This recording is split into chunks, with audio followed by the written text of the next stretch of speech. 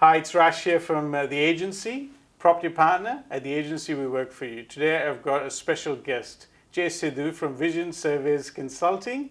Jay, tell us a bit about yourself. Well, Rash, Vision Surveys Consulting has been around for 15 years now. This is actually our 15th year anniversary, and we've taken projects on from small two-lot subdivisions all the way up to multiple dwelling apartments, up to 200 odd apartments as well.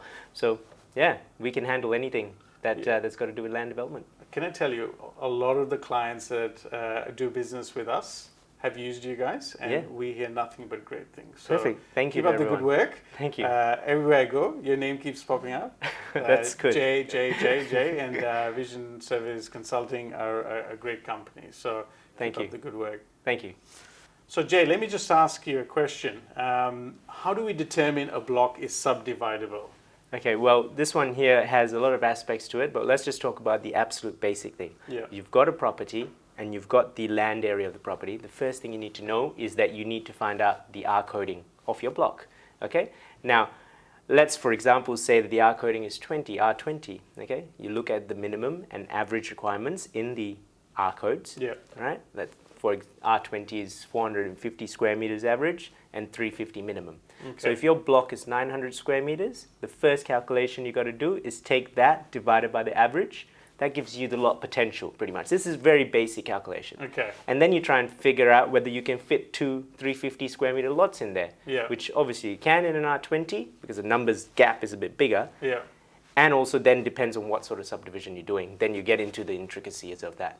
So basically the shape of the block can determine the sizes. Of course. So obviously that plays factors. What other factors can determine the lot sizes on that particular subdivision? The lot size in a subdivision that you're looking at can be determined by whether you're doing it as a side-by-side subdivision, or if you're going to do it as a battle axe subdivision, or one of those group dwellings where you've got one behind another, and serviced by a common property, right? Common access leg. Yeah. Now, if you were doing a battle axe, you've got to look at the table and you've got to find out, do you meet the minimum battle axe lot size requirements? Okay, so that's separate. Yeah, that's totally separate. Yeah, and people just do not look at that. So I've spoken to many people who go, I want to own that access way. And I go, yeah, but we've got to look at the battle axe requirements. Now, for the battle axe, you've got to own that access leg, right? If you don't fit that requirement, then you've got to look at something else to do, okay? Do we then make that lot behind smaller and make the access way longer, common property, fit that block in the front with that house that you want to retain? Yeah. So again, I think it's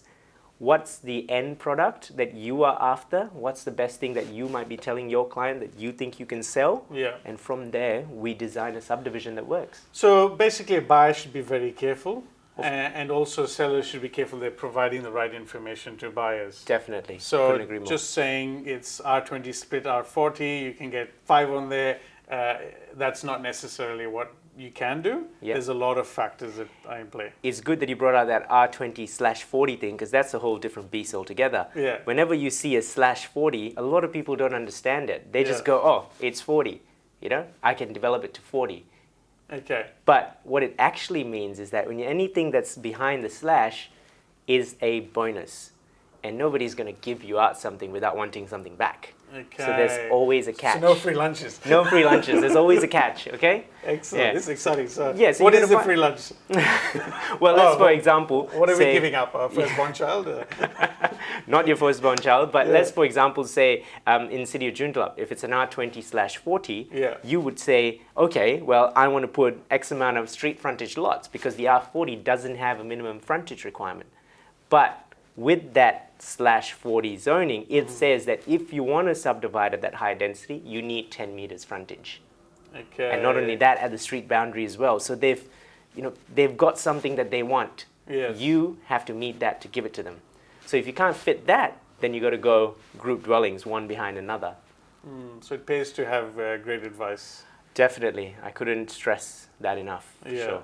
Yeah. Excellent.